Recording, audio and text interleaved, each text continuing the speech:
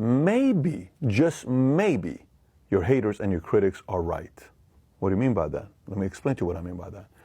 I've had a lot of people that tell me, Pat, you're not good enough, you're not going to do this, you're not serious, there's no way in the world, oh, Pat talks such a big game, he's going to go do this, all this other stuff. I looked at that as a challenge and speculation. And if I don't do anything about it, those are not haters. Those people were right. What they said about me, if I don't go out there and do it, your haters and critics, you don't qualify them as a hater and a critic. You cannot call them a hater and a critic. The only time you get to call people haters and critics is when you don't prove them wrong. Because if you end up doing what they said you were going to do, they're not critics and haters.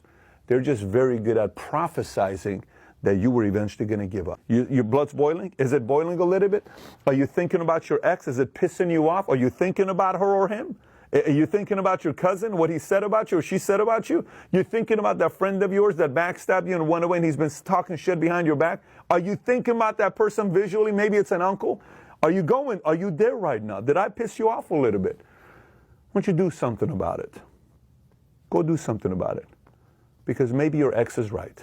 Maybe your cousin is right. Maybe your brother, your sister, your uncle, maybe your teacher is right. Maybe you don't want it that bad.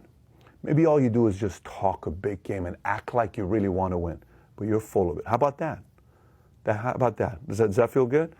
That's what your haters and critics wanted me to whisper to you, to tell you, if you don't do anything about it, they're not haters and critics. They've been right all along, until you prove them wrong.